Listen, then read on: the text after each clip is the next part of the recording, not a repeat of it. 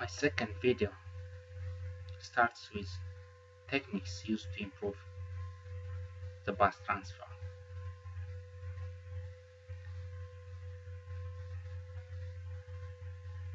On-chip bus uses three mechanisms to speed up this transfer. Since the transfer affects our overall system performance, so we have to improve the transfer on chip. So the techniques used today are transaction splitting, pipelining, and bus mode operation. Let's look one by one on this.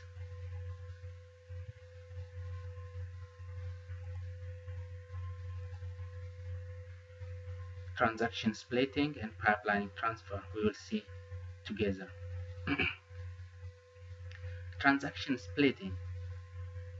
The transfer of an address is a separate transaction from transfer of the data.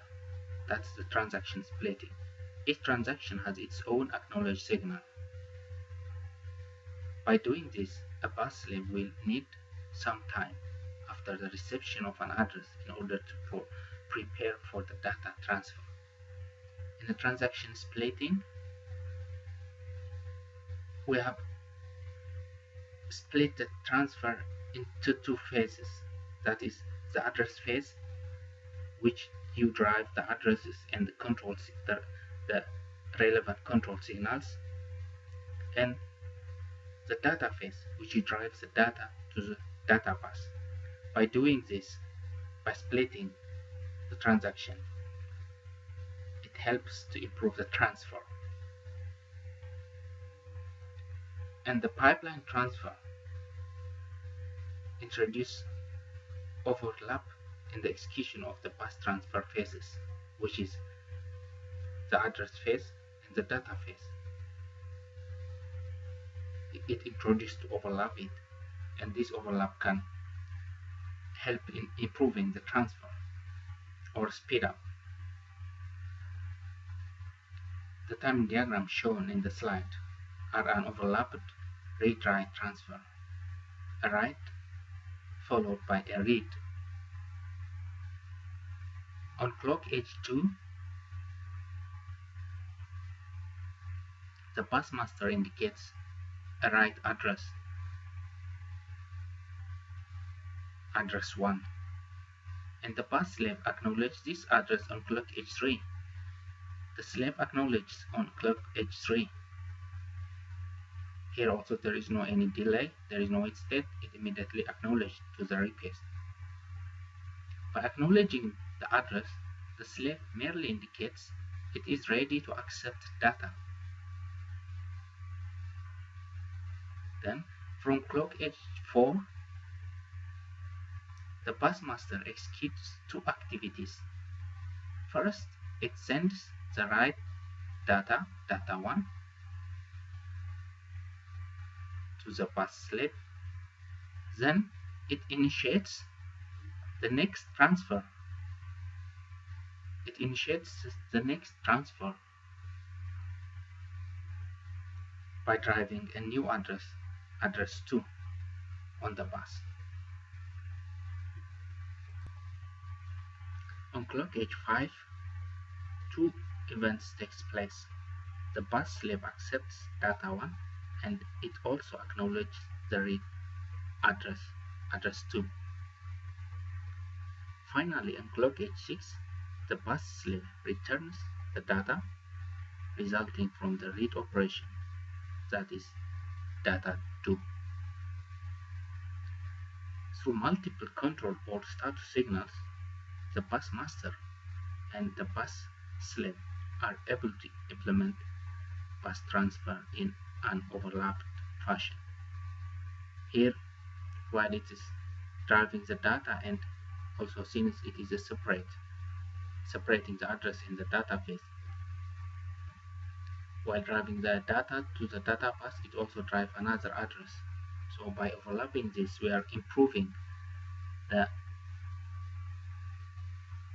transfer.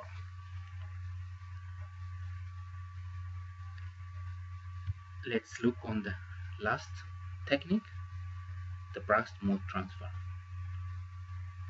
It is a mechanism that will transfer multiple data items from closely related addresses in one bus transfer.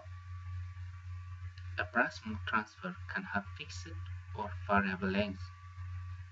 In a fixed length burst mode scheme, the bus master will negotiate the burst property at the start of the burst transfer, and next performs each transfer within the burst. In a variable length scheme, the bus master or the bus slave has the option of terminating the burst after every transfer. In the variable length, then they have the option of to terminate, so to resume after some time, after doing some urgent things, then it resumes. It has the option for both for the master and for the slave.